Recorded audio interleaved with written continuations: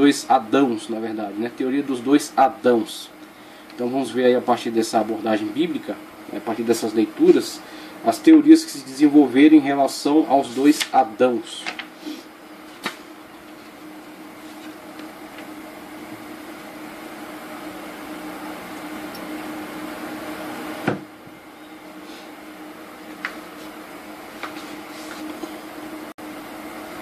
Os dois relatos bíblicos da criação do homem, Gênesis 1, 26 a 28 e 2, 7, têm incomodado os estudiosos desde os tempos que precederam a era cristã.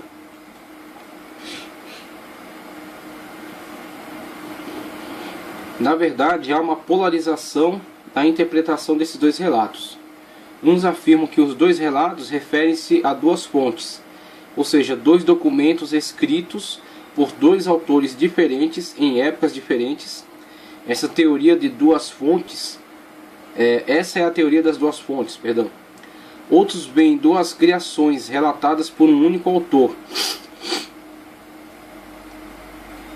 de duas pessoas diferentes, a do capítulo 1 e a do capítulo 2, essa teoria dos dois Adões. Então, ou temos aí a teoria das duas fontes, ou temos a teoria dos dois Adãos. São duas teorias, e depois a gente vai apresentar a objeção feita pelo conservadorismo. Primeiro, na leitura bíblica que fazemos, Gênesis 1, 26 ao 28, vamos ler aqui primeiro. E na abordagem é usado para Deus o nome Elohim. E disse Deus: façamos o homem à nossa imagem, conforme a nossa semelhança, e domine sobre os peixes do mar, e sobre as aves do céu, e sobre o gado, e sobre toda a terra, e sobre todo réptil que se move sobre a terra. Criou Deus o homem à sua imagem, a imagem de Deus o criou. Homem e mulher os criou. Vemos aí a criação do homem, antes de Eva ser tirada do homem. Com isso, na abordagem que já fizemos aqui, a potencialidade masculina e feminina no mesmo ser, tá certo? Então temos aí mais do que falar acerca de... usando os termos gregos, por exemplo, que ajudam bastante na compreensão. Andros, por exemplo, quando se usa a palavra andros, do grego, está se referindo ao sexo masculino, ao homem. Quando se usa a palavra antropo, está se referindo à humanidade, um conceito maior do que simplesmente o gênero, sexo masculino. Está se falando com um conceito de humanidade. Então, nessa situação, teríamos, por exemplo, o antropo. Temos aí homem e mulher no mesmo ser. Isso, no meu parecer, no meu ponto de vista, mostra, na verdade, a intensa união que há entre seres, tal qual é tão grande união que eles eram inclusive o mesmo ser na criação de Deus. Isso para mim tem um objetivo pedagógico, mais do que qualquer investigação que se possa fazer, científica, teológica. Isso para mim tem um cunho pedagógico muito forte. Eles são um ser de tal forma unidos e que se completam, que eles eram um único ser de fato, e foram então separados para conviverem, mas estavam na verdade enquadrados num único ser, que podemos qualificar como o antropo, tá certo? A humanidade num único ser. E criou Deus o homem à sua imagem, a imagem de Deus o criou, macho, homem e mulher os criou. E Deus os abençoou e disse-lhes, e Deus abençoou e Deus lhes disse: frutificai e multiplicai-vos, enchei a terra, sujeitai-a e dominai sobre os peixes do mar, e sobre as aves do céu, e sobre todo animal que se move sobre a terra.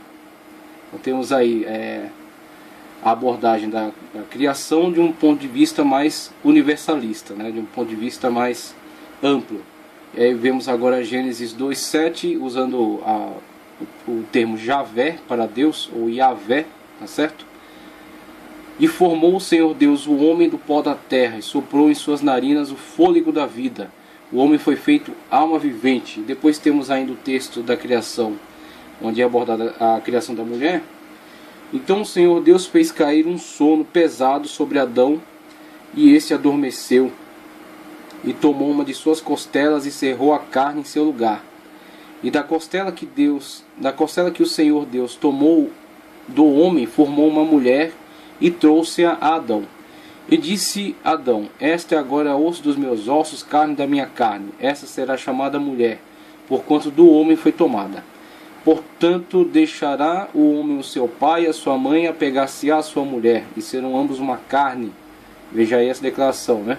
E ambos estavam nus, o homem e a sua mulher, e não se envergonhavam. Teoria dos dois Adãos, conforme damos continuidade aqui, os dois relatos. Hoje em dia, a maioria dos estudiosos concorda que os capítulos 1 e 2 de Gênesis são dois relatos da criação, que mais tarde foram entretecidos, pois eles alegam que um relato parece não depender do outro. São narrativas diferentes, feitas por pessoas diferentes em datas diferentes. Aí temos, na teoria das duas fontes, esta abordagem de que esses dois relatos bíblicos aqui não dependem um do outro. Esses dois relatos aqui não dependem um do outro. São narrativas independentes. A forma de abordagem aqui é completamente diferente desta forma. E com isso teríamos um autor para esta abordagem e outro autor para esta outra forma de descrever o assunto. E aí teríamos pelo menos dois autores diferentes, e além disso, tem dentro dessa própria tese a proposta de que esses textos foram escritos em épocas diferentes e inclusive em épocas diferentes da época mosaica. Então as implicações são autores diferentes, logo não é Moisés. E são épocas diferentes também soterrando a possibilidade de ter sido Moisés o autor. Então essa teoria, se aceita, ela vai atentar contra a autoria mosaica dos textos do Pentateuco. Então não tem como se admitir essa teoria sem negar a autoria mosaica. Uma vez que se admite, são dois autores diferentes e são épocas posteriores, a autoria mosaica é excluída, é rejeitada. Então essa teoria, ela entra por esse caminho, ela elabora esse tipo de proposta. E aí vamos ver aqui na continuidade. Formou o Senhor Deus, Gênesis 2:7. Gênesis 2:7. O original hebraico tem aqui a combinação Yahvé Elohim.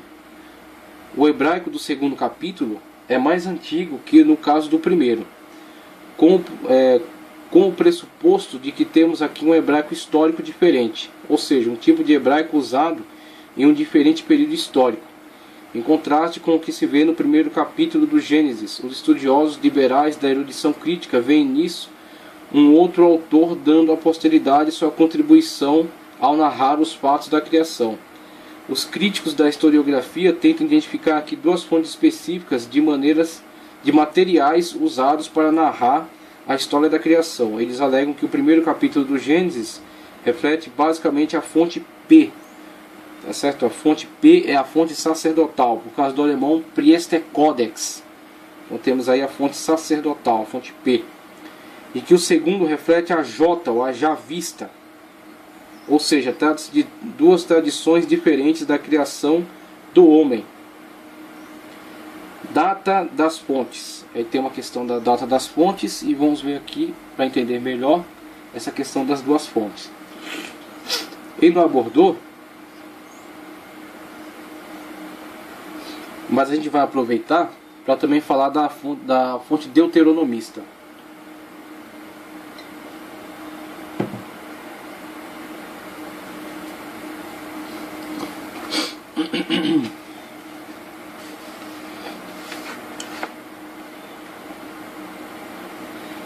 Então, nessa teoria das duas fontes, temos tradições sendo desenvolvidas independentemente, a javista e a eloísta.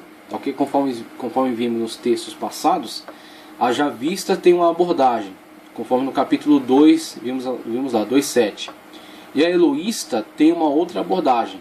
Okay? A eloísta enfatiza outras características textuais, dá outra forma à sua narrativa dos fatos. Então temos pelo menos duas fontes diferentes a partir das diferenciações textuais, das leituras que são feitas. Então a javista e a eloísta se desenvolvendo independentemente, sendo unificadas posteriormente. Então essa unificação posterior, esse entretecimento dos textos, como foi falado aqui pelo autor, produzia um texto que, mesmo que unificado forçosamente, vamos dizer assim, artificialmente, a posteriori, eles guardam em si características de narrativa diferenciadas que podem ser identificáveis. Então esses estudiosos aqui se propuseram a identificar essas formas de narrativa com características diferentes, identificá-las, separá-las e apontar teorias que possam explicar o porquê de se desenvolver dessa forma. Então esta forma de narrativa javista e eloísta, conforme proposto, se desenvolveu de forma independente, posteriormente, tá certo? Não saíram da caneta de Moisés, saíram de autores diferentes, em lugares diferentes e posterior. E aí foram unificadas depois. Quando foram unificadas a javista e a eloísta, é acrescido a elas as narrativas deuteronomistas, os textos deuteronomistas. Esses textos deuteronomistas estão ligados principalmente à tradição que foi encontrada nas narrativas acerca de Josias. Então, como que esses estudiosos leem aquela passagem que Josias, à frente de uma obra de reforma religiosa, empreende a reforma do templo e os seus comandantes, né, os seus chefes responsáveis, sacerdotes, encontram um texto sagrado no templo, tá certo? E levam o rei ao fazer a leitura desse texto, se comove, né, das exortações que estavam ali e principalmente do distanciamento que o povo que o povo se encontrava em relação às leis sagradas, e com isso tem um respaldo agora doutrinário para a sua reforma. A sua reforma já estava sendo implementada, mas agora ele tem um respaldo doutrinário para esta reforma. O texto bíblico nos diz que os responsáveis, os sacerdotes que encontram o texto, eles encontram o texto no templo, eles não produzem o texto. Diz que eles encontram o texto no templo e levam o rei. O rei, ao se deparar com essa leitura, é motivado a empreender a reforma de uma forma ainda mais profunda, né? Mas os teóricos dessa teoria das duas pontes, eles preferem, ao fazer essa leitura, ter um entendimento diverso do que a própria leitura propõe. Com isso, eles dizem, aquilo não foi, na verdade, uma descoberta de um texto pronto, aquilo, na verdade, foi a produção de uma doutrina.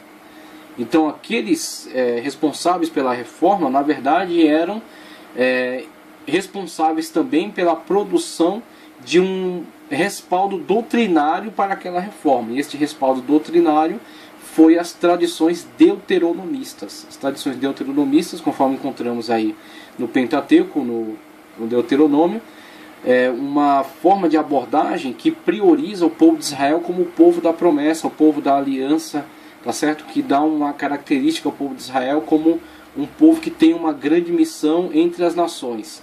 Então temos aí uma outra forma de abordagem do texto sagrado, colocando o povo de Israel num papel de protagonista da história, ok?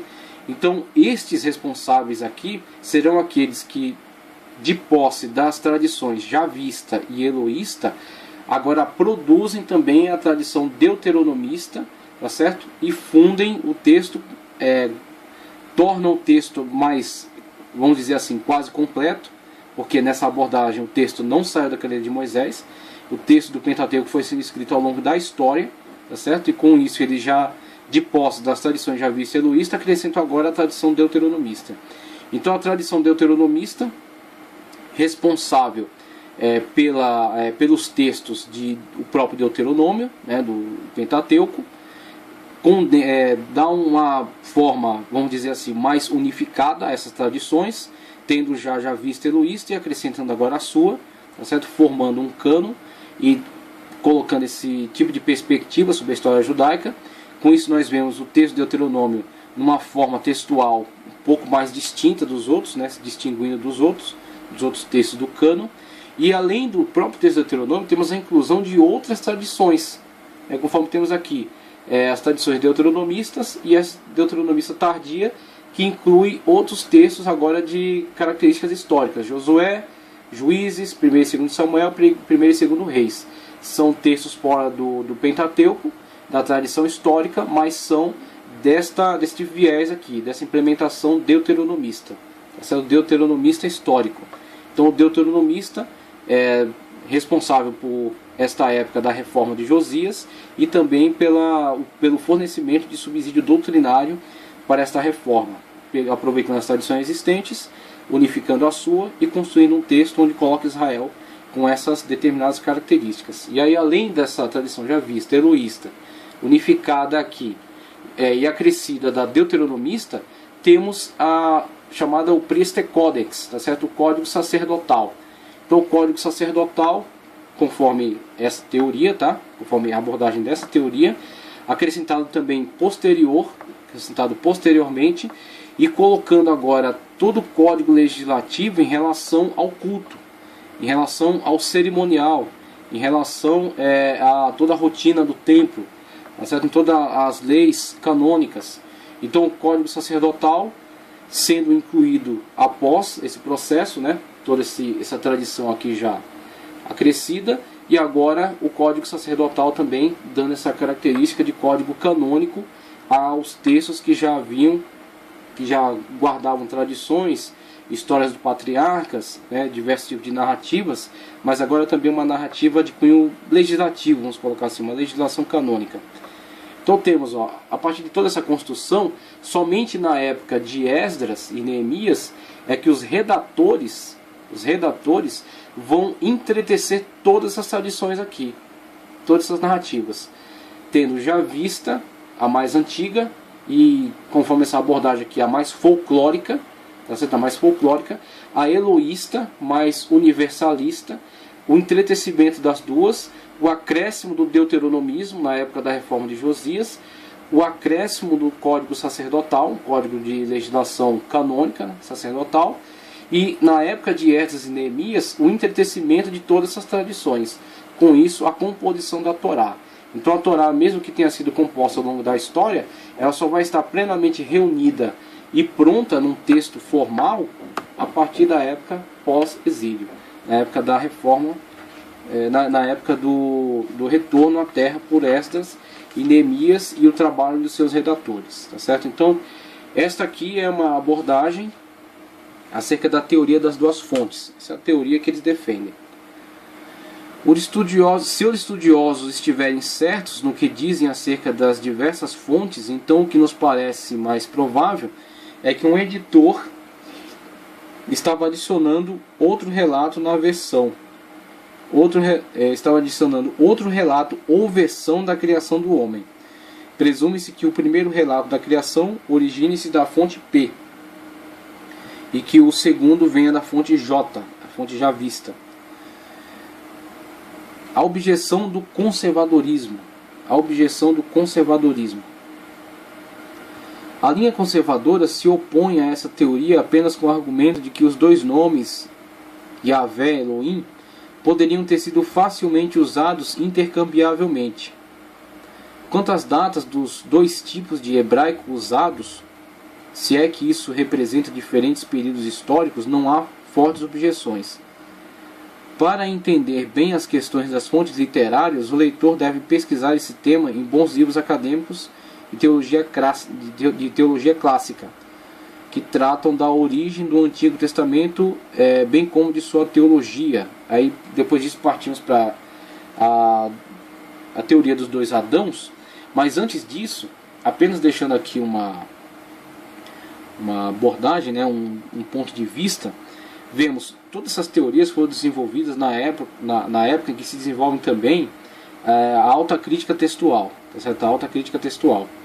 Esta alta crítica textual, que analisa os textos bíblicos e propõe teorias para a sua formação, elas implementam a sua análise não apenas do ponto de vista de uma ortodoxia e de um ponto de vista que leva em consideração o sobrenatural. Inclusive as profecias serão interpretadas por esses autores como simplesmente declarações políticas com relação à época do profeta de forma velada, ou até uma perspectiva do futuro, mas nunca uma profecia de fato, nunca uma revelação. Uma perspectiva acerca do futuro, uma crítica social ao momento histórico em que estava vivendo, de forma, uma crítica velada, né, disfarçada em profecia ou disfarçada em declaração escatológica, tá certo? Então vemos aí a análise desses autores, ela já é de antemão prejudicada pelo seu caráter antissobrenatural. Eles eliminam toda a possibilidade do texto ser teopneustos, do texto ser inspirado por Deus, dos fatos ali narrados, dos milagres ali descritos serem realidades, serem verdades factuais. Então, com esse desprezo que eles têm por essa característica, a análise deles já está comprometida a priori. Porque uma grande parte a mais importante característica do texto foi desprezada. A característica fundamental do texto foi desprezada, que é: o texto é revelado por Deus. O texto é um milagre.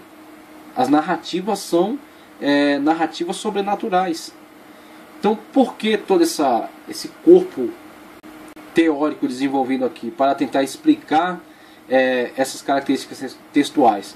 Porque essas teorias aqui colocam de lado toda a questão sobrenatural. Atendem a esse propósito, atendem a essa perspectiva. Então, por isso que são implementadas dessa forma. Agora, se nós abandonarmos o preconceito contra o sobrenatural, se nós temos um relacionamento com Deus, e a partir desse nosso relacionamento com Deus, desta verdade de Deus presente em nós, vivenciada, tá certo? Provada em nossa própria vida, não em laboratórios, mas em nós mesmos, se nós encaramos essas narrativas aqui a partir da perspectiva de que o Deus que as fez produzir é um Deus verdadeiro e um Deus que de fato interage na história, tudo isso aqui cai por terra. Nós entendemos que este Deus que é capaz de qualquer milagre, que é capaz de qualquer intervenção sobrenatural, foi o mesmo Deus que deu inspiração ao seu servo Moisés para que em época muito antiga na história tivesse a capacidade de ler as tradições transmitidas a ele, quer pela oralidade, tá certo? Que muito do que está no Pentateuco foi transmitido pela oralidade, quer através de tradições, e aí não temos como oferecer provas, mas é possível que tenham chegado as tradições escritas a Moisés, tá certo?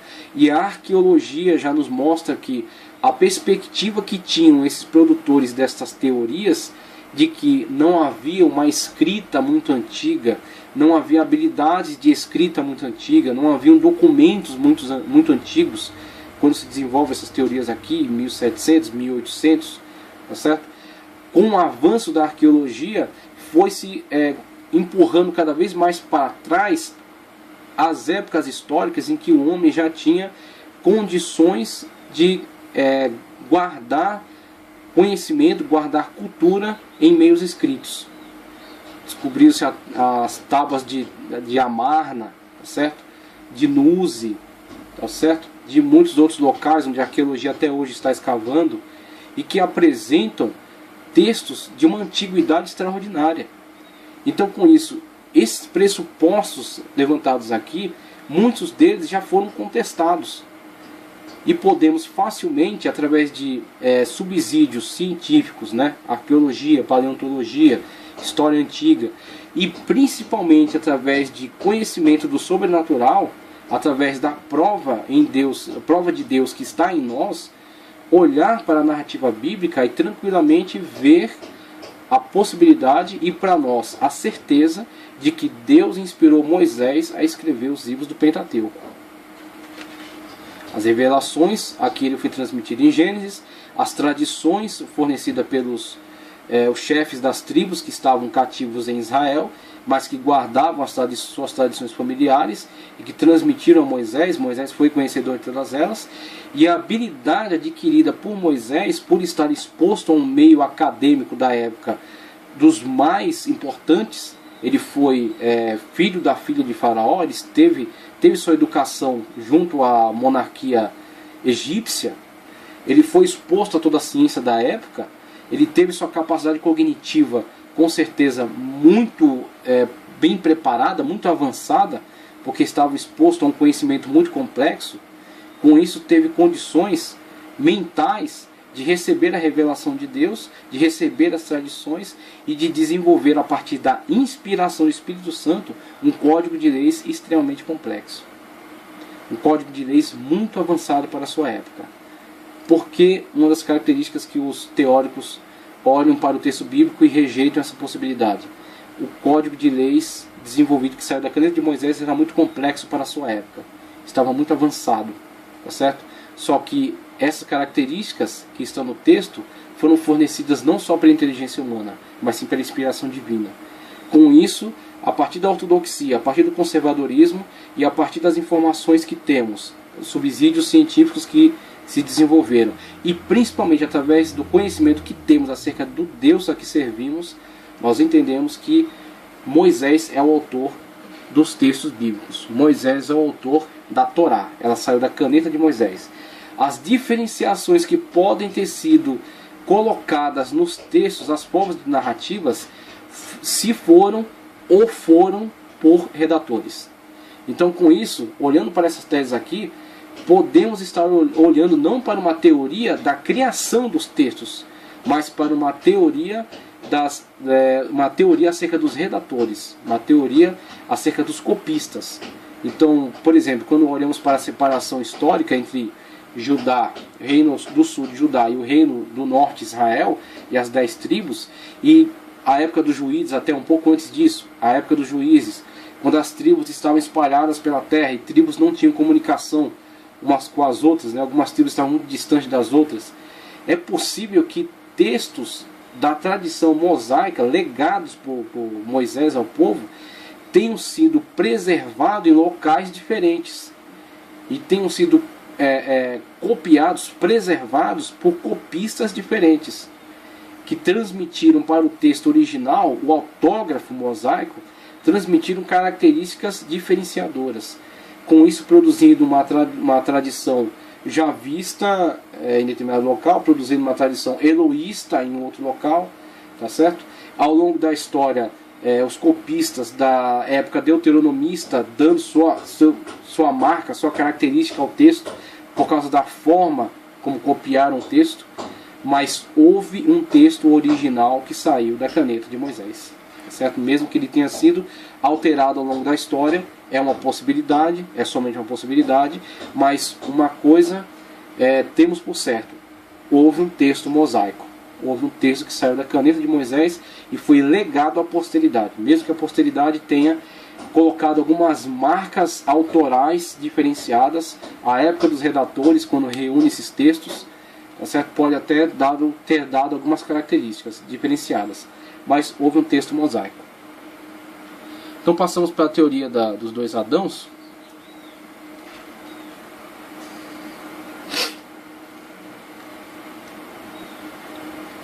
Alguns rabinos têm afirmado que Deus criou dois Adãos, o do capítulo 1 e o do capítulo 2 de Gênesis. O grande responsável por essa doutrina foi o filósofo teólogo judeu Filon de Alexandria, que viveu entre os anos 30 e 50 da era cristã. 30 a.C. e 50 depois de Cristo. Filon dizia que o Adão de Gênesis 1:27 é o homem perfeito, uma espécie de homem celestial, portanto ideal.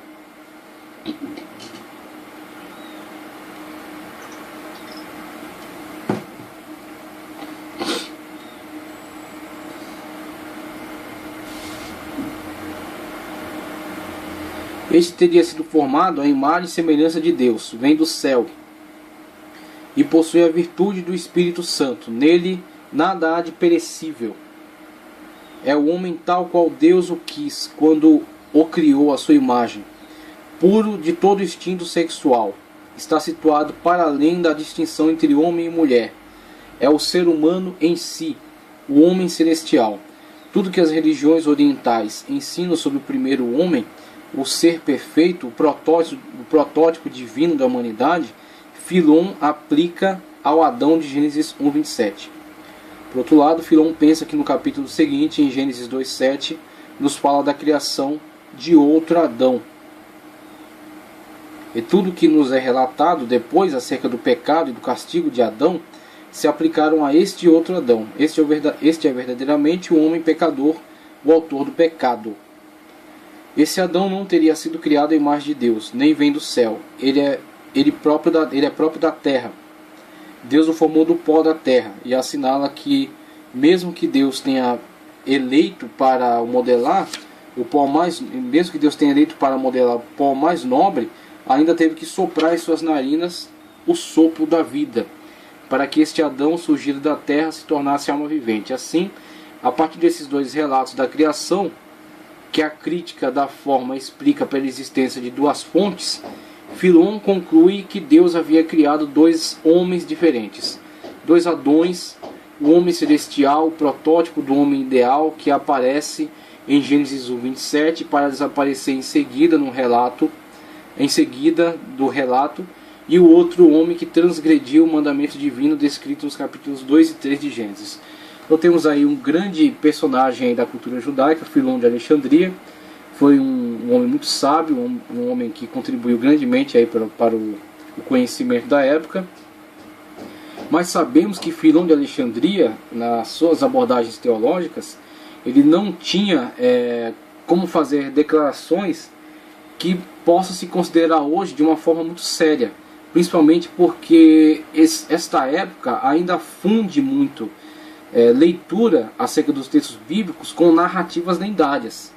Então o que Filon faz aqui é, conforme o espírito de sua época, elaborar uma tese, uma explicação para determinadas narrativas bíblicas, mesclando o próprio conhecimento bíblico com algumas narrativas mitológicas, algumas narrativas lendárias, que eram lendárias para os próprios produtores da época, não é que são lendárias para o leitor de hoje, já eram lendárias para a sua época. Os próprios produtores do texto tinham essas narrativas com um cunho lendário.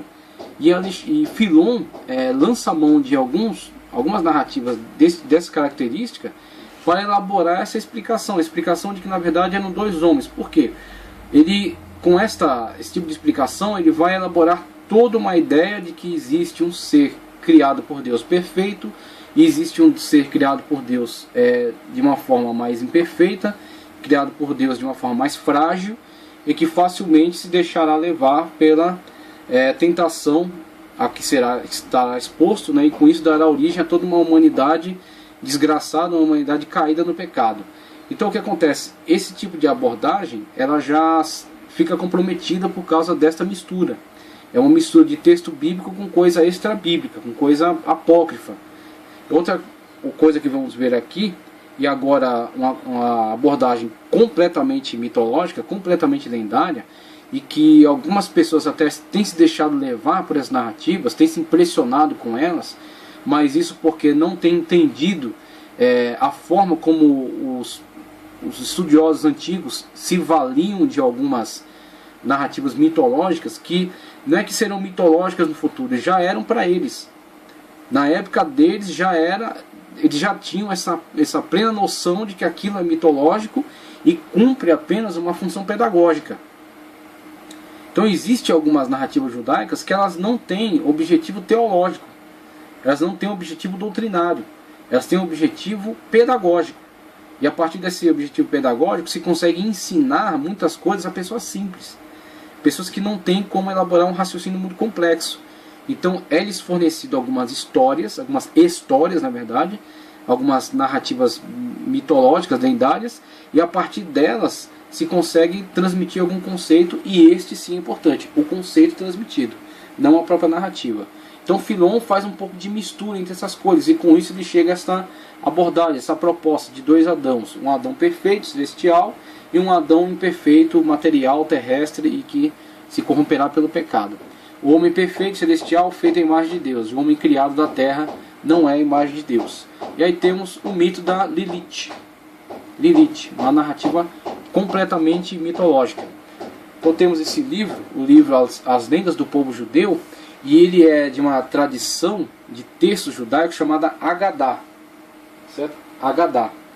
Então esses textos agádicos eram textos mitológicos desde a fonte. Não é que eles se tornaram mitológicos depois por críticos da literatura. Não, eles já eram mitológicos na mão de seus autores. Aqueles que os produziram para isso mesmo, para serem mitos, e a partir desses mitos tirarem exemplos pedagógicos, exemplos que possam facilitar o ensinamento para pessoas simples, ou até para crianças, tá certo? Então temos aí esse tipo de texto aqui na tradição judaica. Então a tradição judaica tem o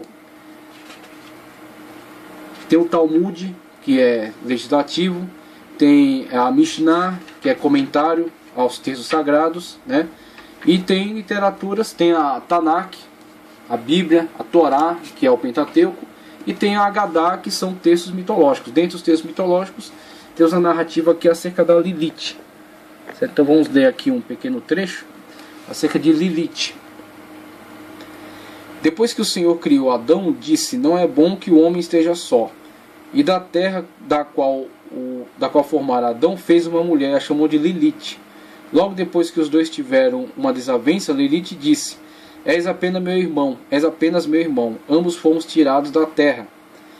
E um não acatava a palavra do outro. Quando Lilith viu que não havia paz, proferiu o verdadeiro nome de Deus e levantou voo. Outra característica, essa característica mística das narrativas lendárias. Então, se alguém conhecer o verdadeiro nome de Deus, consegue fazer coisas extraordinárias. Adão então orou diante do seu Criador e disse: Senhor do mundo, a mulher que me deste partiu. O Senhor enviou 3 mensageiros a fim de trazer Lilith de volta, dizendo: será bom se ela quiser voltar. Caso contrário, tem que aceitar o fato de que irão morrer 100 filhos diariamente. Os anjos procuraram Lilith e encontraram no mar, dentro da água caudalosa, no lugar onde mais tarde os egípcios se afogariam. Contaram a Lilith que o Senhor dissera. Lilith, contudo, não quis voltar, então os anjos falaram: afogar-te-emos no mar. Lilith respondeu: deixe-me. Não sabeis que fui criada em vão e que é meu destino dizimar recém-nascidos? Quando é um menino, tenho poder sobre ele até o 8º dia. Se é menina, até o 20º.